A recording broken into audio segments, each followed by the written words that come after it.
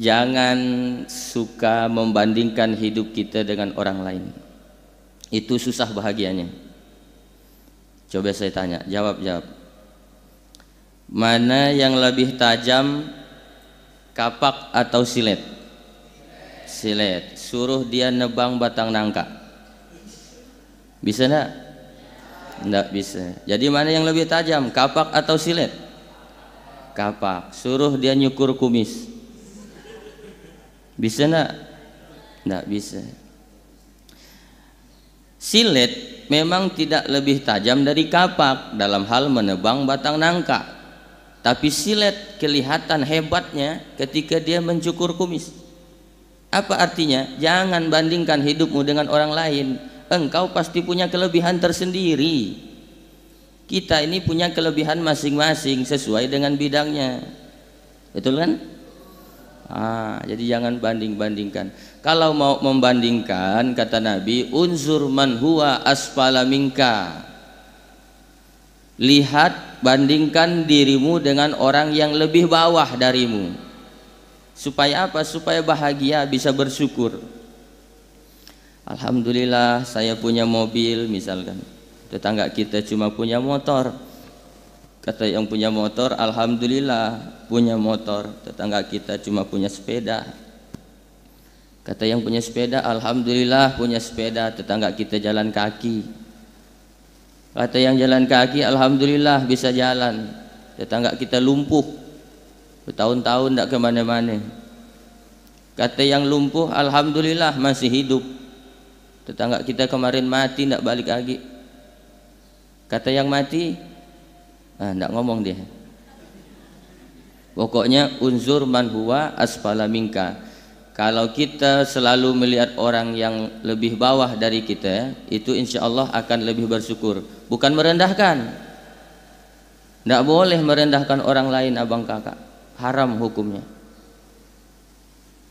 Mohon maaf, saya ini termasuk yang pernah direndahkan oleh seorang wanita.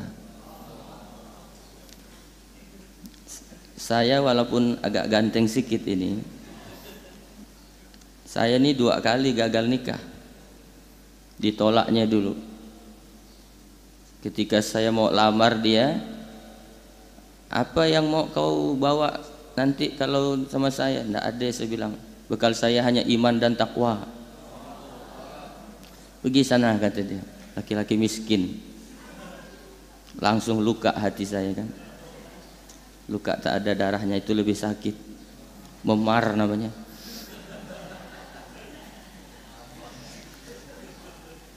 Nah ternyata omongan itu saya ingat sampai hari ini. Tapi gara-gara omongan itulah dia katakan saya miskin. Jadi cambuk motivasi bagi saya. Waktu itu saya selesai S1, belum kerja. Akhirnya saya jadi semangat, kuliah lagi lah. Udah terlanjur galau ini. Kuliah lagi S2, kemudian S3, kemudian jadi ustadz, kemudian terkenal, viral. Barulah dia ada chat, komen di video ceramah saya. Yang nolak saya dulu tuh. Rupanya yang nolak saya dulu tuh sekarang menyesal dia. Apa kata dia di komen? Atoli jadikan aku yang kedua, pret. Makanya jangan pernah menghina orang. Hidup ini berputar dia, seperti roda, betul? Hari ini kau katakan dia miskin, tapi besok boleh jadi dia orang yang paling kaya. Hari ini kau merasa dirimu paling kaya, tapi esok, lusa, bulan depan, tahun depan boleh jadi kau orang yang paling miskin, bahkan tak berguna sama sekali. Jadi jangan pernah menghina orang. Hidup ini berputar, kadang di atas, kadang di bawah, kadang di bawah, kadang di mana? Di atas. Ada kaya, ada miskin, ada pejabat, ada rakyat, ada elit, ada orang awam. Ini semuanya kehidupan berputar. Atasan penting, bawahan juga penting. Makanya jangan sombong. Mana yang lebih penting, atasan atau bawahan? Mana yang lebih penting mana, atasan atau bawahan? Atasan penting, bawahan lebih penting. Coba yang akhwat pakai atasan ya, tak pakai bawahan, bisa kena tapel bawahnya. Nah, jadi hidup ini harus saling melengkapi, karena kita ini punya kelebihannya masing-masing, harus saling melengkapi, bukan saling menghina. Silet hebat, kapak hebat, gunting hebat, apalagi jarum hebat, semua dengan kelebihannya masing-masing. Sekarang kan orang stres, frustasi, putus asa, itu karena dia tidak mensyukuri apa yang diberikan oleh Allah Subhanahu wa ta'ala. Jadi rumus bahagia itu sederhana sebenarnya.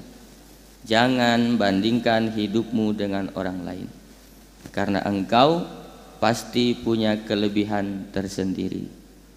Nah, itu yang mau saya sampaikan. Jadi banyak-banyak bersyukur kepada Allah, terutama abang kakak yang bisa berada di tempat ini sebuah nikmat yang luar biasa menurut saya. Tiap subuh baca Al-Quran, sholat berjamaah tepat waktu, lingkungan pun baik. Ini luar biasa nikmat Allah ini. Ini menunjukkan Allah sayang kepada kita. Nah, lalu selanjutnya pada subuh yang penuh keberkahan ini kita telah membaca Al-Quran tadi surah Az-Zariyat. Dari dulu saya itu paling senang ya baca surah Az-Zariyat ini, dari sejak saya SMA sekarang udah SMA saya itu 2009 sekitar 10 tahun yang lalu lah. Tidak 10 tahun yang lalu, 10 tahun di Jakarta ditambah sekarang 5 tahun, berarti sekitar 15 tahun.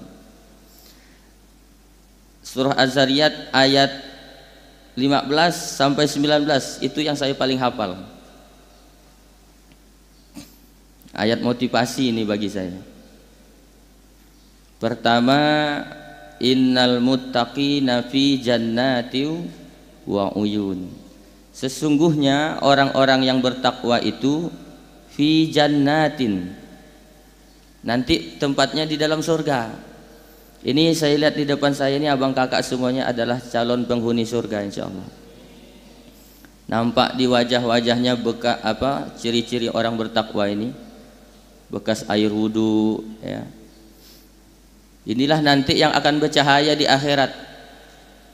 Kata Nabi, inna ummati ya'tuna yaumal qiyamah gharran muhajalin min asaril wudu. Umatku nanti dibangkitkan di akhirat di padang mahsyar menghadap Allah, wajah mereka akan bersinar-sinar, bercahaya karena banyak wudu. Banyak wudu kan artinya banyak sembahyang. Masa wudu tolen enggak sembahyang? Wudu balik. Makanya orang yang meninggalkan sholat 5 waktu, meninggalkan sholat dia 5 waktu ini, maka nanti di akhirat tidak diakui oleh Nabi Muhammad sebagai umatnya. Ya ummati ana laha, kata Nabi pada hari kiamat nanti. Wahai umatku, aku datang untuk kalian. Ta'ali, kesini semuanya. Kesini semuanya. Nabi manggil kita umatnya yang bercahaya wajahnya, yang rajin sholat itu. Tapi kalau tak pernah sholat, biar kita ngesor di depan Nabi, minta akui sebagai umatnya. Ya Rasulullah, akuilah saya sebagai umatmu. Kata Nabi, tak ada Pak Long. Kebetulan ada orang Pontianak, umatku tidak ada yang hitam legam gini, kata dia. Tapi waktu di dunia saya sholat ya Rasul. Bila? Setahun 2 kali, Idul Fitri dengan Idul Adha. Itu pun masbuk, balik paling dulu nukar sandal orang. Pergi sana, kata Nabi, tadi akui sebagai umatnya. Nah, jadi orang-orang yang bertakwa itu ada di depan saya sekarang. Innal muttaqin fi jannat. Nah, tujuan kita itu surga. Tujuan kita itu masuk surga. Dan orang yang masuk surga itu adalah orang-orang yang ikhlas dalam amalnya. Ini motivasi saya. Jadi target kita tuh harus surga. Oh, memangnya boleh Pak Ustadz kalau beramal mengharapkan surga? Ya boleh, karena Allah yang menjanjikan. Tapi orang yang level imannya sudah luar biasa, seperti Rabi'atul Adawiyah, itu dia udah tidak mikirkan surga neraka. Yang diharapkannya hanya cinta kepada Allah, mahabbah. Soal urusan surga neraka saya tidak urus, yang penting cinta saya diterima oleh Allah, kata Rabi'atul Adawiyah. Begitu siapa itu namanya, Abu Nawas. Abu Nawas itu kan termasuk orang yang pintar, cerdas, tapi licik juga. Dia hidup itu di zamannya Imam Syafi'i. Ketika dia meninggal, itu Imam Syafi'i tidak mau nyolatkannya. Mau menyolatkan Abu Nawas itu Imam Syafi'i tidak mau, karena dianggap kafir oleh Imam Syafi'i. Tapi begitu mau dimandikan jenazahnya oleh orang, ternyata di bawah bantalnya itu ada syair. Dikasihlah kepada Imam Syafi'i, wahai Imam, ini ada syair dari Abu Nawas. Ilahi ilas tulil firdausi ahla wala aqwa ala naril jahimi.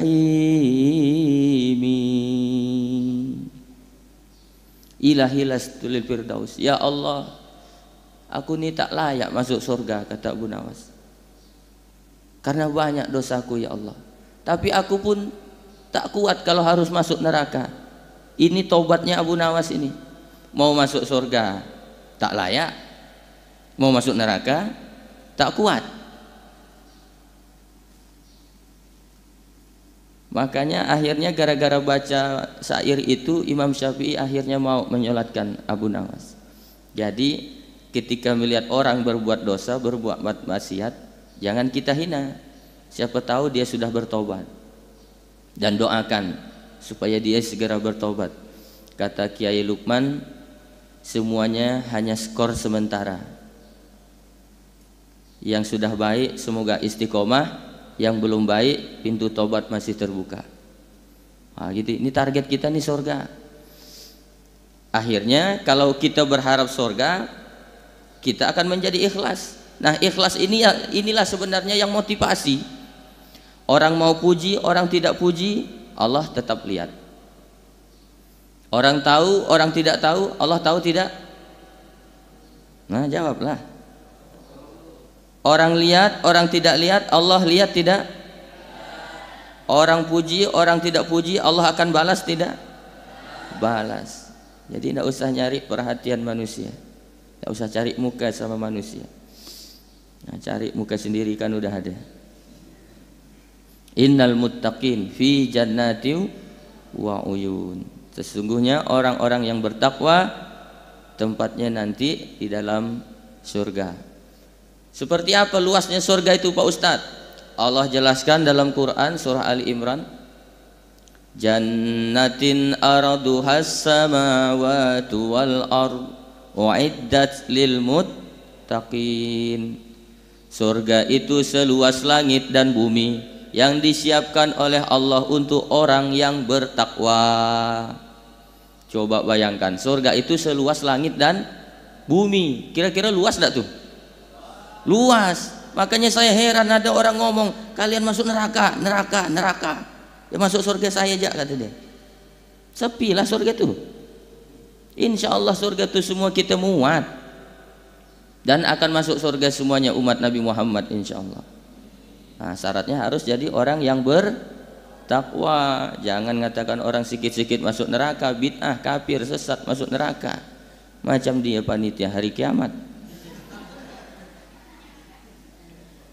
Kalau tadi malam saya ceramah di Pontianak Hulu, ya banyak panitianya. Ada yang konsumsi, ada yang jemput ustadz, ada yang nyiapkan amplop ustadz, ada. Kok banyak nyamuk? Nyamuk pun mau ngaji juga. Nggak boleh. Ah, itu salah niat tuh. Kalau ceramahnya ngarapkan amplop tuh salah niat. Walaupun mohon maaf ya, ada orang ngomong, ada guru nih, guru matematika ngajar dia. Apa kata orang? Ya ngajar matematika cari rezeki. Tapi giliran ustadz misalkan ngajar cuman minta SPP 5.000, itu pun untuk biaya operasional. Apa kata dia? Ustadz jual agama. La ilaha illallah, neraka jahanam tempatnya. Mohon maaf Bapak Ibu, abang kakak, orang yang kita mintai sumbangan, orang datang ke kita nih, misalkan dari mana biasa minta sumbangan? Ismuhu Yahya tuh kan biasanya minta transfer rekening kan, BSI, pembebasan lahan 100.000 per orang. Kita share ke orang, tiba-tiba ada orang marah, apa kalian nih minta TF. Sekarang di dunia dia marah sama kita, tapi nanti di akhirat dia akan berterima kasih sama kita. Kalau tidak kita WA dia tuh, tidak transfer dia, tidak ada sama sekali amalnya di akhirat. Nah gitulah dia, jadi harus berterima kasih. Malam yashkurin nas, lam yashkurillah, kata Nabi. Siapa yang tidak berterima kasih kepada manusia, hakikatnya dia tidak berterima kasih kepada Allah Subhanahu wa Ta'ala. Kita dihina orang, kalau ikhlas ya biasa aja, dihina, dipuji sama. Dicaci, dinaikkan, direndahkan, dihempaskan, itu hanya angin lalu ya. Orang yang ikhlas.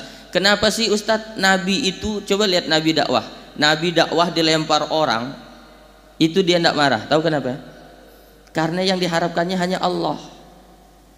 Waktu dakwah di Taif, pernah dengar cerita itu? Pernah enggak? Udah pernah dengar belum? Yang udah cuma 7 orang. Yang lain, jadi belum ada yang belum tahu ya. Nah, memang belum saya beritahu. Nabi dakwah ke Taif, berharap dakwahnya diterima oleh orang masyarakat Taif waktu itu. Tapi apa yang terjadi? Nabi dilempar pakai kotoran onta, dilempar pakai batu, berdarah tumitnya. Dikejar orang, makin berdarah tumitnya. Datanglah malakul jibal, malaikat jibal gunung, malakul jibal malaikat penjaga gunung. Malaikat justru yang marah. Muhammad, kata malaikat gunung, kalau sampai darah di tumitmu itu netes ke tanah, kuratakan kota Taif dengan tanah. Marah malaikat. Apa kata Nabi? La taf'al, jangan kau lakukan malaikat. Allahumma hdi qaumi fa innahum la ya'lamun. Mereka melempari saya karena mereka tuh tidak tahu kalau aku ini Rasul. Mereka tak tahu apa yang kubawa.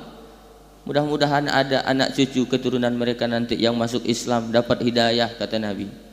Bayangkan dilempar lagi dakwah, dilempar berdarah tumitnya, datang malaikat membelanya, malah didoakan oleh Rasul. Kalau saya lah yang jadi nabi waktu itu, lain ceritanya. Misalkan saya ke Ismuhu Yahya ceramah, dilempari sama santri ini, berdarah tumit saya, datang malaikat gunung, hatoli, kata dia, kalau sampai darah di tumitmu netes ke tanah, kuratakan Ismuhu Yahya dengan tanah. Kira-kira apa yang saya lakukan? Makin ku gosok-gosokkan, bantai.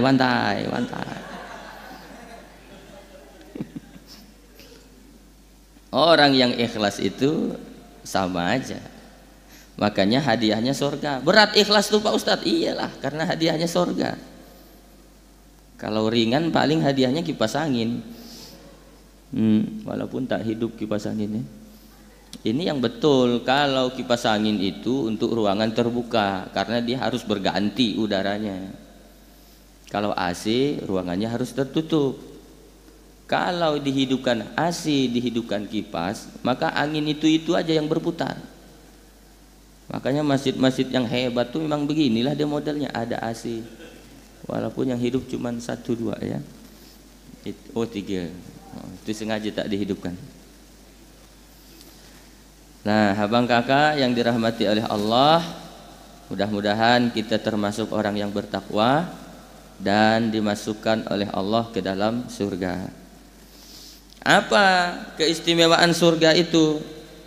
Coba lihat ayat berikutnya, ayat 16. Akhirina ma atahum rabbuhum. Mereka itu mengambil apa-apa yang diberikan oleh Allah kepada mereka. Jadi di surga itu semuanya ada. Arak ada di surga. Bidadari, apa lagi bidadari? Memang udah Allah siapkan untuk laki-laki. Saya baca Al-Quran itu, mohon maaf yang akhwat, yang wanita, yang perempuan. An-Nisa mar'atun solehah. Dalam Al-Quran itu kalau untuk laki-laki selalu diiming-imingi dengan bidadari. Akan disambut bidadari, satu laki-laki dapat 7 bidadari. Pokoknya laki-laki ini bidadari. Bidadari. Suka enggak nanti jumpa bidadari, Bang? Jumpa bidadari nanti suka enggak? Kalau jumpa mak lampir pasti suka, karena memang udah begitu Allah mempersiapkan software dan hardware-nya itu. Laki-laki suka dengan bidadari, perempuan. Sedangkan perempuan dalam Al-Quran itu selalu diiming-imingi dengan perhiasan. Di surga akan disiapkan perhiasan emas, intan, berlian, permata, dipan, kasur-kasur. Saya pikir ternyata perempuan itu dari dunia sampai akhirat suka perhiasan. Makanya kalau mau nikah apa maharnya? Perhiasan. Cincin. Nanti habis nikah, Bang, belikan cincin lagi, Bang. Nanti lakinya dapat gaji 13, Bang, cincin lagi dah, Bang. Dapat gaji keluar kota, cincin lagi, Bang. 5 jari 5 cincin. Jalannya pun udah gini. Mau pergi ngaji BKMT. Mau kemana, Bu? Kata orang, ngaji. Mau pamer cincin. Hintai kau sama perampok. Perhiasan. Itu memang udah lumrah ya, naluri perempuan suka perhiasan. Makanya kalau ada bapak-bapak, mohon maaf ibu-ibu yang nonton, kalau istri di rumah suka marah-marah, itu biasa kurang perhiasannya. Istri saya demam, saya bawa ke puskesmas tak sembuh. Saya bawa ke rumah sakit, tak juga sembuh. Saya bawa ke toko emas, langsung sehat. Nah, jadi itu memang udah perempuan begitu ya. Jadi kalau bini kita demam, Bang, ini ilmu aja lah buat kalian ya. Kalau dia suka marah-marah atau tiba-tiba demam, tidak sembuh-sembuh, nah itu biasanya kurang perhiasan. Memang udah settingannya begitu, suka dengan perhiasan. Dan jangan aneh, itu memang sudah kewajiban bagi suami mencukupi nafkah istrinya, mencukupi nafkah. Nantilah abang-abang akan merasakannya kalau udah punya istri ya.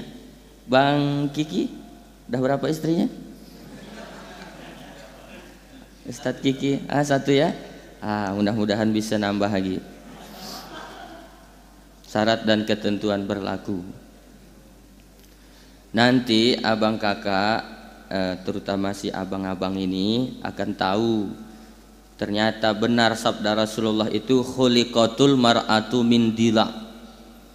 Perempuan itu diciptakan dari tulang rusuk yang bengkok. Kalau kau keras kata Nabi, dia akan patah. Tapi kalau kau biarkan dia bengkok, dia akan tetap bengkok. Itu sifat perempuan.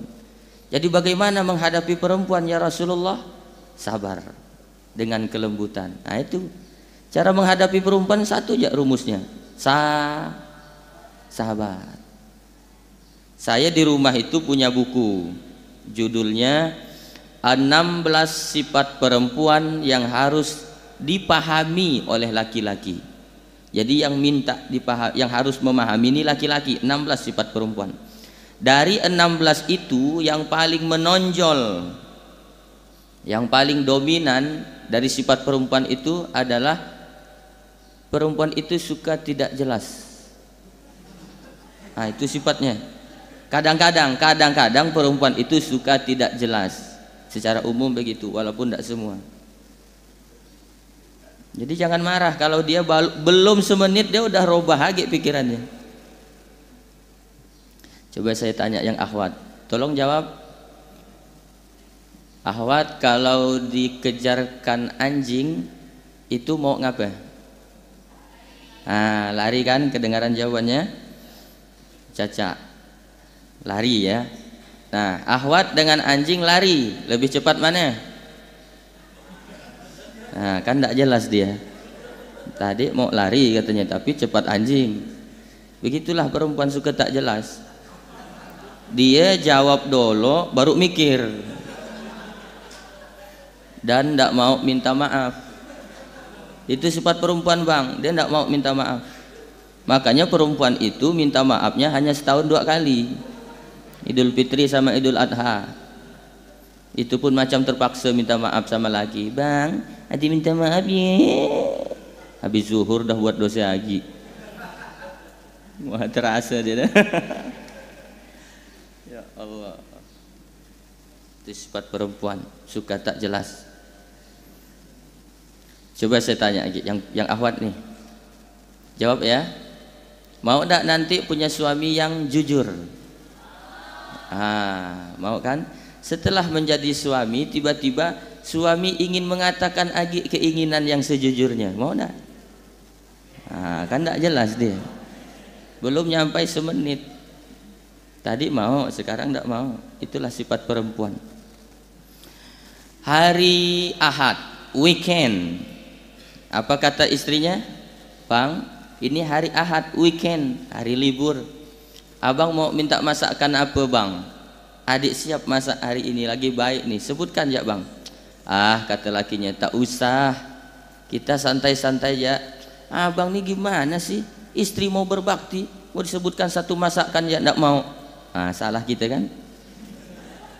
Ndak mau menyebutkan masakan. Kata suaminya, ya kalau mau masak tolonglah masakkan opor ayam. Ayam lagi mahal bang, tak cukup duit kita. Dah 2 kali kita salah kan? Salah lagi. Kalau gitu kata lakinya, masak yang gampang ya, masak bubur kacang hijau. Abang kan ada asam urat bang. Kacang hijau itu bisa menyebabkan asam urat. Nanti abang sakit. Kalau abang sakit, kami juga sekeluarga yang susah. Salah lagi. Kata lakinya, kalau gitu ndak usah masak lah. Kita beli di luar ya, banyak pilihan. Oh, berarti masakanku tak nyaman bang ya. Salah lagi. Salah terus, Ustaz. Pokoknya perempuan selalu benar.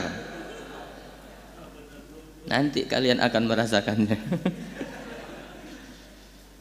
Kadang diajak undangan, bang jadi ke kita undangan, habis asar prasmanan. Jadi kata lakinya, habis asar bang ya? Iya bang, nanti kalau di acara prasmanan mata jangan melihat bini orang bang.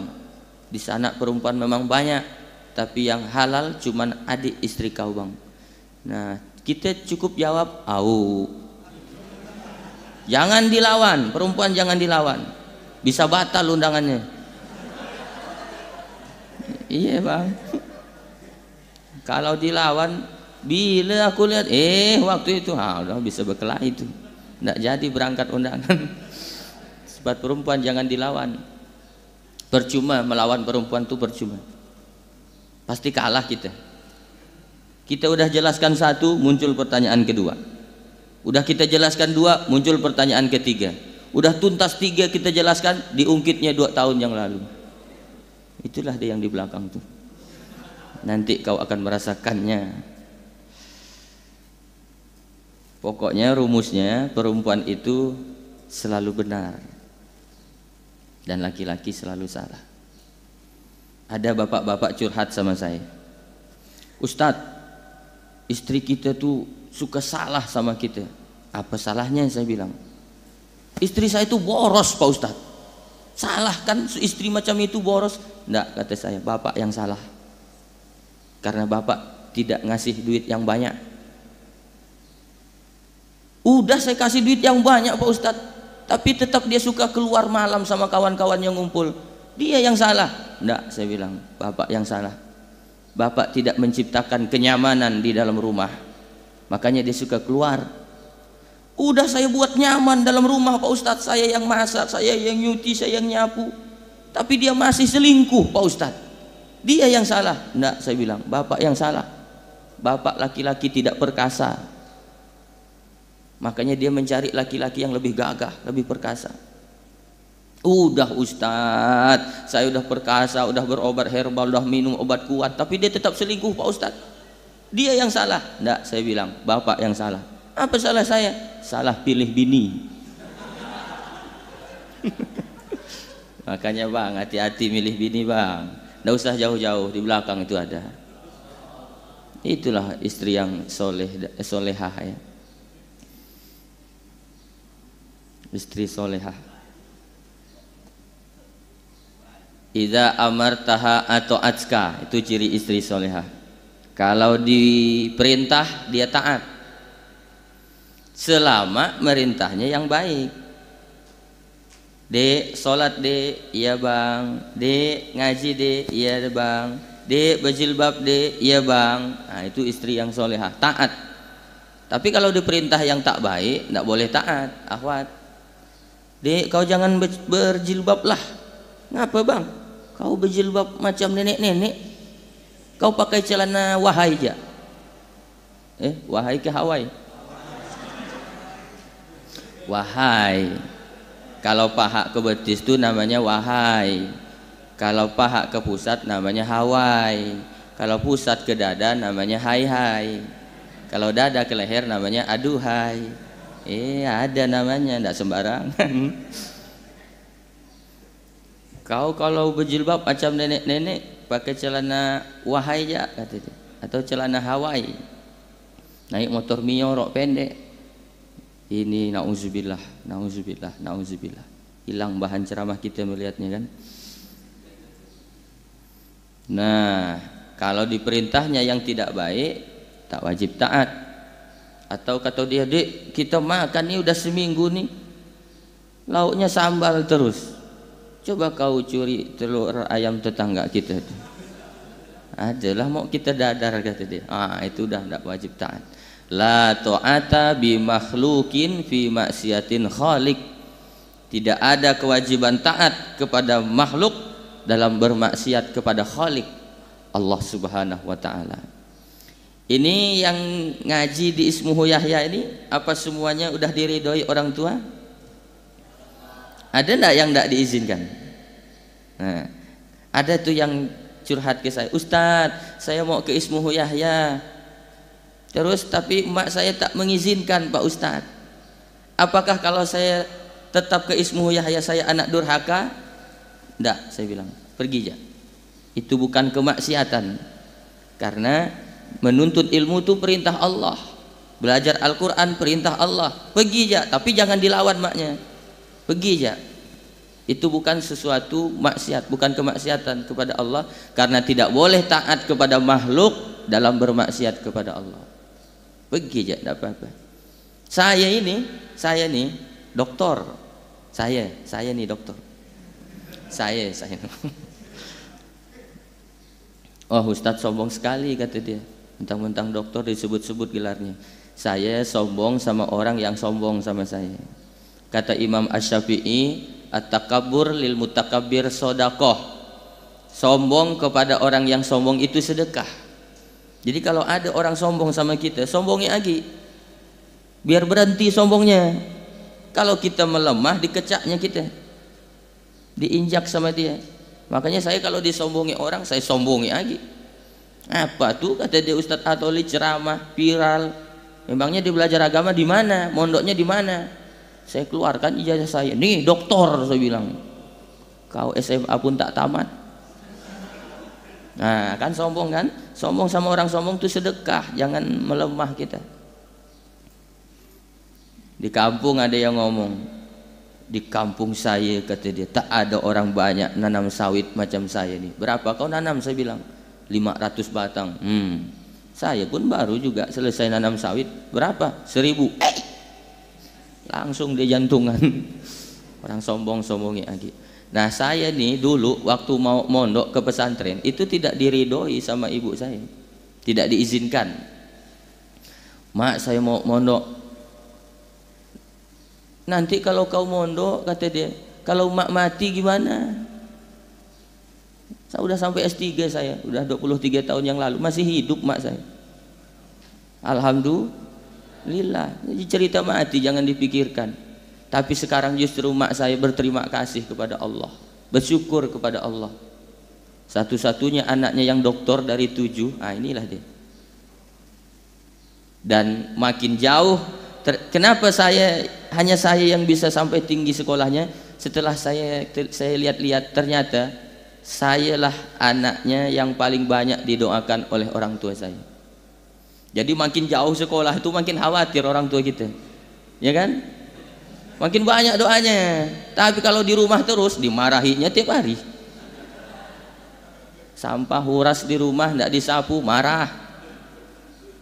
Belum nasi belum masak, marah. Di rumah dimarah-marah aja sama dia. Nah, makanya dilemparkannya saya ke Jakarta. Makin jauh kita sekolah, makin banyak, makin kuat doa orang tua. Alhamdulillah, doa orang tua itu makbul. Nah syaratnya itu tadi, jangan tinggalkan sholat 5 waktu. Mohon maaf abang kakak, ada ibu-ibu curhat sama saya. Bukan curhat, datang, dibawanya lah air kepada saya. Ini air saya kan? Air saya kan ya? Betul Ustaz. Saya takut masuk neraka jahanam gara-gara ini. Kalau bukan air saya, air orang saya minum. Saya minum loh ya.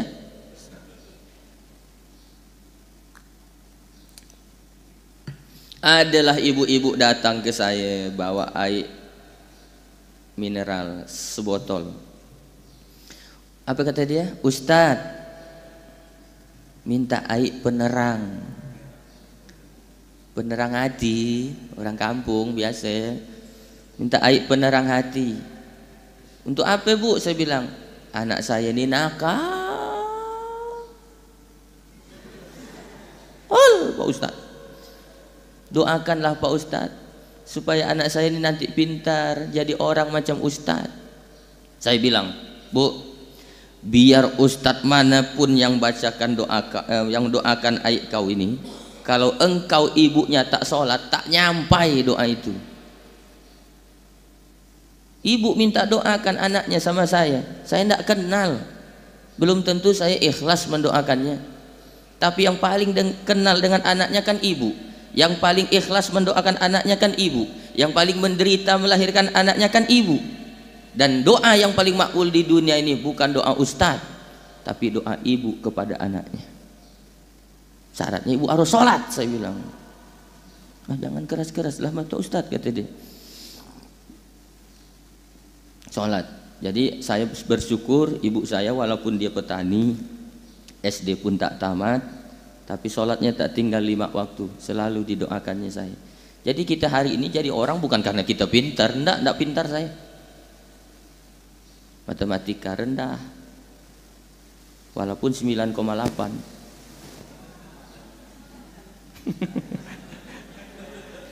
Nah, itu berkat doa orang tua semuanya. Nah, jadi kalian jangan melawan orang tua. Apapun kata orang tua diam, sama. Nanti satu saat kita, kalau dia marah-marah di rumah, dia ngerepek, beleter, diam ya. Satu saat kita akan merindukan suaranya. Lanjut ya. Nah itu yang pertama. Masalah istri solehah ini nanti bab berikutnya ya kita bahas. 4 itu kan, nikahilah perempuan itu karena 4 kata Nabi, tunkahul mar'ah li arba, karena dia cantik. Cantik dulu kan, pasti fisik dulu. Mau enggak nikah sama perempuan yang buruk mukanya? Mau enggak? Yang giginya 2,5 meter? Enggak ada itu. Pasti cantik dulu, karena selalu pandangan pertama yang dinilai, gitu kan kata lagu. Pandangan pertama awal aku berjumpa, itu kalau versi Indonesianya. Kalau versi Indianya,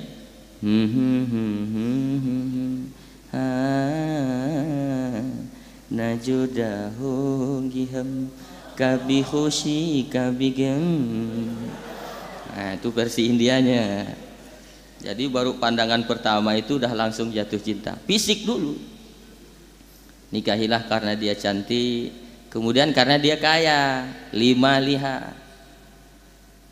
Tapi saya tidak terlalu berharap lah abang-abang punya istri itu kaya. Kalau dia tidak solehah bahaya. Habis derajat kita laki-laki direndahkan sama dia. Apalagi kalau keluarganya kaya semua, kita pula tak kaya. Kata Iis Dahlia, mengapa baru sekarang aku kau banding-bandingkan. Nah itu lagunya.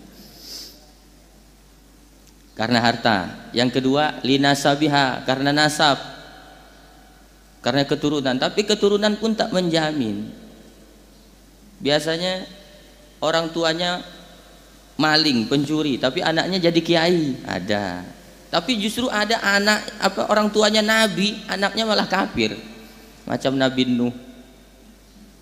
Ini semuanya tidak menentukan. Nah, yang terakhir itu lidiniha, karena agamanya.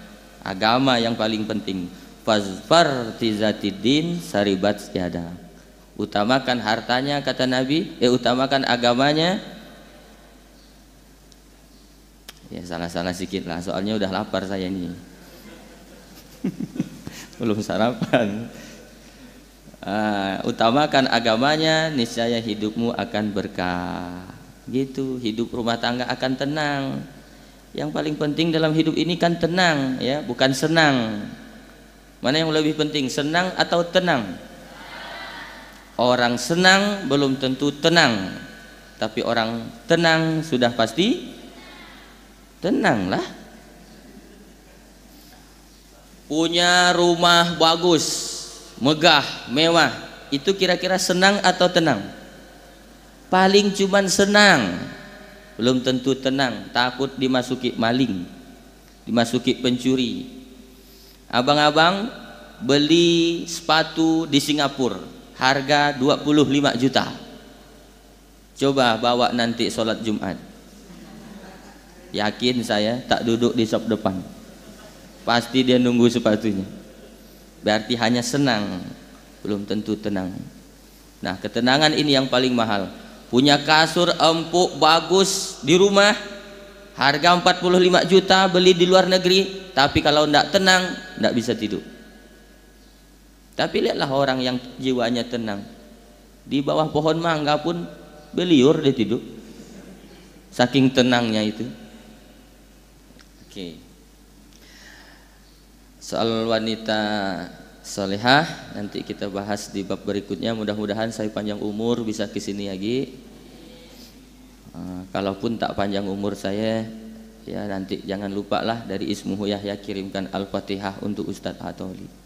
Karena saya udah kebanyakan dosa saya ini. Kalau saya dibandingkan abang kakak semua dan ibu bapak yang dinonton, itu pasti banyak saya dosanya. Man kasaro kalamuhu, siapa yang banyak bicaranya, kasaro khota'uhu, dialah yang paling banyak salahnya. Siapa yang paling banyak salahnya, dialah yang paling banyak dosanya. Siapa yang paling banyak dosanya, nerakalah lebih layak bagi dia. Nah, kira-kira di sini siapa yang paling layak masuk neraka? Saya lah. Ngapa Ustadz datang ke sini? Saya hanya ingin nanti di akhirat ada satu tangan santri atau santriwati atau ustadznya yang akan menarik tangan saya masuk ke dalam surga Allah Subhanahu wa taala. Begitu kata Allah, aina al-mutahabbu nabi jalalih. Mana orang-orang yang dulu ketika di dunia berkasih sayang karena aku, kata Allah. Mana Ustadz Hatoli, kata Bang Kiki. Kenapa tidak ada di surga? Dia di neraka, kata Allah. Aku mau jemput dia ya Allah. Dia pernah ceramah di Ismuhu Yahya 3 kali. Ambillah dia di neraka. Ada saya di sana. Nauzubillah, doakan saya tidak singgah di neraka. Jangan coba-coba. Ada orang di kampung itu, saya ceramahi, dia protes. Pak, kata saya, kenapa tidak sholat? Tidak usah sholat Pak Ustadz. Nanti kita di akhirat Kalau tidak sholat kan masuk neraka Pak Ustadz. Ya banyak-banyak aja buat dosa Pak Ustadz, kata dia. Nanti dilemparkan sama malaikat ke neraka, saking geramnya dia lewat neraka masuk ke surga, kata dia. Berani dia mengolok neraka tuh, itu karena dia tidak pernah melihat neraka. Malaikat Malik, tahu kan malaikat Malik? Nah, mana dia? Oh itu. Berarti ada hubungan keluarga dia sama malaikat Malik. Ini dia jaga neraka aja, tidak masuk dia. Malaikat Malik itu ketika Nabi Isra Mi'raj, malaikat semua senyum gembira menyambut kedatangan Rasulullah waktu Isra Mi'raj. Kecuali malaikat Malik tidak senyum. Wahai Malik, kata Rasulullah, engkau tak senang dengan kedatanganku? Senang ya Rasulullah. Kenapa kau tak senyum? Aku kan penjaga neraka. Kenapa memang? Sejak neraka diciptakan sampai saat ini aku tak bisa senyum, kata malaikat Malik. Saking dahsyatnya neraka itu. Ini orang sekarang neraka diolok-olok, dimain-mainkan. Tidak apa-apa Ustaz, tidak sholat nanti masuk neraka. Di neraka kan perempuan telanjang semua Pak Ustaz. Astagfirullahaladzim. Itu pernah saya dengar langsung orang ngomong begitu. Yang jelas bukan di Ismu Yahya, bukan. Sana jauh di tengah laut. Waktu itu sedang naik perahu. Nah ya, kita berharap fi jannatiu wa uyun. Jadi masuk dalam surga Allah yang mengalir sungai-sungai. Akhizina ma atahum rabbuhum innahum kanu qabla dzalika muhsinin. Karena mereka dulu itu waktu di dunia banyak berbuat kebaikan. Orang yang waktu di dunia banyak berbuat kebaikan, tempatnya nanti di surga. Jangan remehkan amal walau sekecil apapun. Jangan remehkan kebaikan walau sekecil apapun. Saya ini kan di Munzalan tuh Pak Ustadz ya, ada gerakan infak beras, betul. Saya tak punya beras Pak Ustadz. Ya udah, kau bisa enggak mikul beras? Ada tenaga kau kan? Ada. Pikul beras. Itu juga berinfak. Saya ini udah tua Pak Ustadz, udah pensiun, umur 78, berangkat jam 7 balik jam 8. Saya tidak kuat Pak Ustadz, tidak bisa mikul beras, tidak bisa. Ya udah, doakan. Saya tidak pandai doa Pak Ustadz, doa pun tak pandai. Diam ya kamu. Itu juga sudah membantu itu. Kadang udah tidak infak beras, tidak mikul beras, doa pun tak bisa, tapi menjelek-jelekkan gerakan infak beras. Tengok tuh, kata dia, orang yang mikul beras makan dari beras anak yatim. Rasa mau saya hantukkan kepalanya. Jangan begitu. Ya sekarang dia marah sama kita, tapi nanti di akhirat dia akan berterima kasih sama kita. Singkirkan paku yang ada di jalan itu Allah lihat. Famay ya'mal mithqala dzarratin khairan yarah. Kebaikan sekecil apapun yang kau lakukan, niscaya Allah akan balas. Dan orang yang senang berbuat kebaikan, itu ciri orang bertakwa, nanti tempatnya di dalam surga Allah. Dzalika muhsinin. Kanu qalilam minal laili ma yahjaun. Udah habis ke waktunya nih? Udah habis waktunya Bang Ustaz? Udah? Belum? Oh, jadi sampai jam berapa kita biasanya nih? Sampai jam 8 mau kah? Jam 8 mau nunggu? Tunggulah di sini. Aku balik.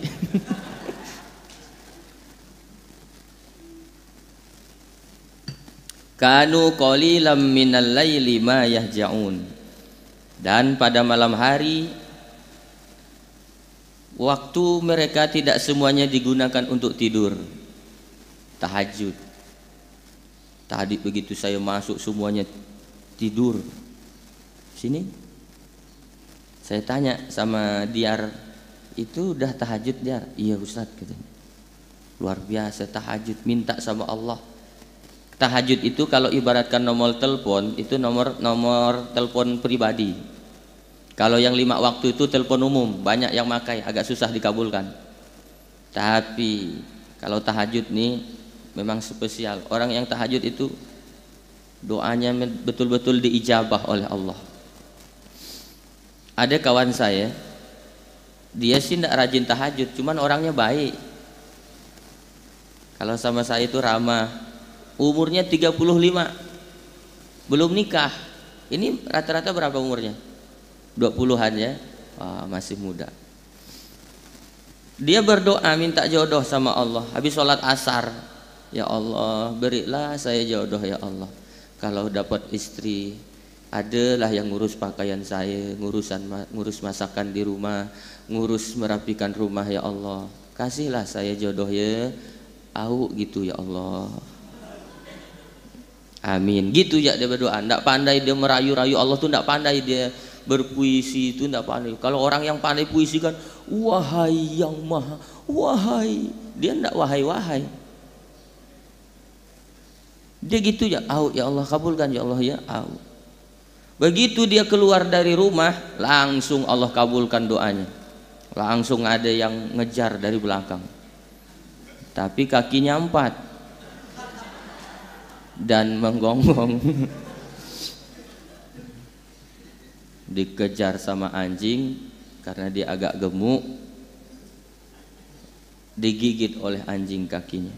Dia pun nangis, ya Allah, saya kan minta jodoh, ngapa yang datang anjing ya Allah. Masuk rumah sakit spesialis gigitan anjing. Seminggu kemudian baru ketahuan jawabannya. Ternyata jodohnya perawat. Itu SOP-nya harus dipenuhi dulu. Supaya bertemu dengan perawat harus digigit anjing dulu. Tapi kalian jangan balik dari sini nyari anjing. Karena nasib orang tuh beda-beda. Kalau saya lain ceritanya, tidak banyak ceritanya saya, tidak bisa dibukukan, cuman 3 baris, kalau halaman bukunya cuma 3 baris ya kisah jodoh saya. 5 hari chattingan lewat WA, hari ke-9 dilamar, hari ke-11 nikah. Udah, tidak banyak ceritanya. Nah, tapi kalau mau ikut yang lebih syar'i ya ta'aruf dulu, jangan pacaran. Nanti balik dari Ismuhu Yahya lalu ngajak pacarnya ke Temajuk. Di Temajuk itu ada tempat wisata paling bagus di Sambas, itu wisata Pulau Temajuk namanya. Dek, kita ke Temajuk yuk. Mau apa bang? Lihat bulan. Ya Allah, melihat bulan kan dari rumah bisa bang. Kalau ke Temajuk kita berdua, nanti di sana tuh lebih indah tempatnya deh. Diizinkanlah pula sama orang tuanya tuh. Ah, bawalah, Pak. Pergi ke Temajuk mau lihat bulan. Balik dari Temajuk ndak datang bulan.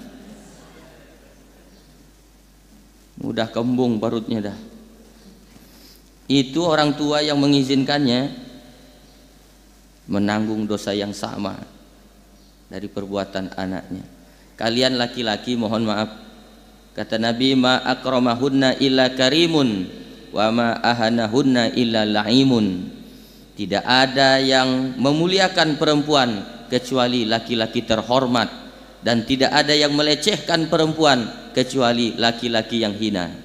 Kalau engkau ingin melecehkan perempuan, ingat ibumu adalah perempuan. Melecehkan perempuan berarti engkau melecehkan ibumu sendiri.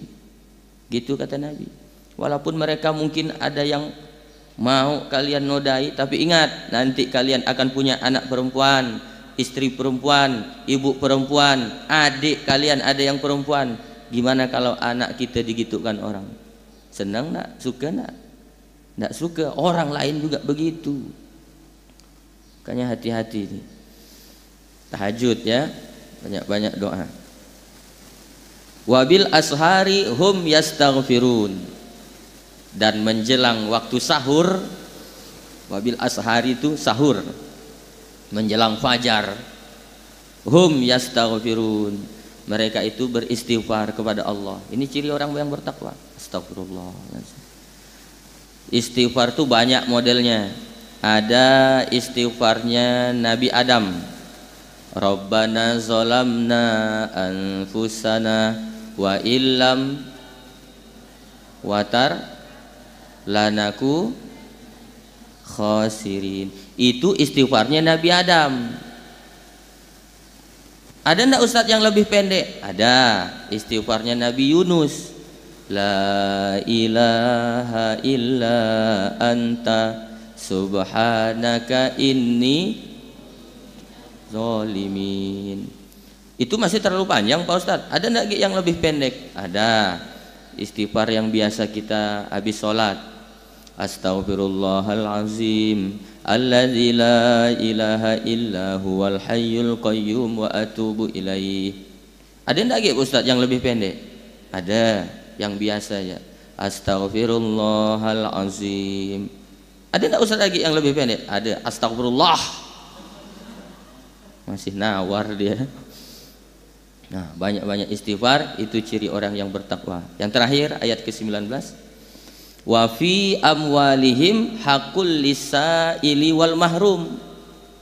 Wa fi amwalihim, dan di dalam harta mereka hakul lisaili wal mahrum, ada hak orang miskin yang meminta dan orang miskin yang tidak meminta. Jadi orang miskin itu ada dua modelnya. Ada yang minta-minta, ada yang tidak minta. Kalau yang minta-minta ini udah jelas lah ya, kita bisa ngasih dia kalau dia minta. Yang paling bagus sebenarnya yang minta, karena orang minta itu pasti butuh. Tapi orang yang tidak minta tiba-tiba kita kasih, belum tentu dia butuh. Nah, yang agak susah ini yang tidak minta, orang miskin yang tidak meminta tapi butuh. Sebenarnya dia mau minta, malu. Makanya kita harus paham ciri-ciri orang miskin. Ciri-ciri orang tak ada duit itu harus tahu kita. Di antara ciri orang, nih saya sebutkan ciri-ciri orang tak ada duit. Kalau jalan tuh suka nunduk. Nunduk dia jalan. Itu orang tak ada duit tuh. Karena dia nyari duit jatuh. Berharap ada duit jatuh gitu. Wah, ternyata sekali dikecaknya, diinjaknya rupanya warna biru. Pas diangkat kaki rupanya plastik aqua. Itu orang kalau tak ada duit tuh, bukan duit pun kelihatannya macam duit. Nah, itu ciri-ciri orang tak ada duit. Orang susah. Apa ciri orang susah itu? Orang susah itu badannya kurus. Kurus badannya, itu orang susah. Mohon maaf, yang ini yang kurus-kurus ini benda susah ya. Yang penting hatinya tenang. Walaupun saya ini termasuk yang ndak pula kaya, ndak pula saya miskin, ndak terlalu miskin, ndak pula terlalu kaya, biasa ya. Jadi makanya badan saya ini proporsional. Ndak juga gemuk, ndak juga kurus, ganteng lah ya. Perasaan saya aja. Terus yang ketiga, ciri orang susah itu cekung matanya. Cekung. Kakinya, telapak kakinya lebar, karena kemana-mana tuh pakai telapak kaki, tidak pakai sendal dia, telapak ayam. Itu ciri orang susah. Makanya kalau ada model begitu kasih duit ya. Itu orang susah. Wafi amwalihim hakul lisaili wal mahrum. Ada hak orang miskin yang meminta dan orang miskin yang tidak meminta. Nah, orang miskin pun jangan sedih, harus berusaha. Jangan sedih yang orang miskin, karena kata Nabi, nanti di akhirat justru yang masuk surga paling dulu itu orang miskin. Ngapa orang miskin masuk surga paling dulu? Karena tak ada hartanya mau dihisap. Ada harta kau, kata malaikat, tak ada hartaku. Ada mobil kau, jangankan mobil, sepeda pun masih minjam. Ada rumah kau, seumur hidup saya ngontrak, malaikat. Oh, kasihannya tak ada harta kau, masuk surga lah. Tapi bapak-bapak, ibu-ibu yang banyak hartanya, tapi tak pernah diinfakkan, dibelanjakan di jalan Allah, siap-siap kau kena blender di akhirat. Makanya kalau Allah titipi harta, jangan pelit, kedekut bin medit alias koret bin ganggam. Ganggam apa lagi sebutannya itu? Yang jelek-jelek pokoknya banyak sebutannya. Jangan menghina orang miskin. Ketika, mohon maaf nih Bapak Ibu orang kaya, ketika engkau berkata kasihannya orang miskin itu, mereka sedang diuji oleh Allah, itu salah. Sebenarnya engkau orang kaya yang sedang diuji oleh Allah. Allah temukan kau dengan orang miskin, engkau sedang diuji oleh Allah, mau bantu atau tidak? Itu sebenarnya, bukan kasihan sama orang miskin. Kata orang miskin, kami lebih kasihan sama kalian. Udah kaya pelit, berat hisapnya nanti di akhirat. Allah sedang uji kau itu, mau bantu atau tidak. Nah begitu sebenarnya, makanya harus berterima kasih, bukan sebaliknya. Ketika kita bersedekah infak masjid, kasihan nih masjidnya tak jadi-jadi, saya bantulah. Bukan kasihan sama masjid, kasihan sama diri sendiri. Kenapa tak berinfak? Kenapa tak berzakat? Mohon maaflah tak bisa saya lanjutkan ceramahnya, udah 2 orang yang mati. Itu. Ya, nanti tolong dibangkitkan pakai Dragon Ball ya.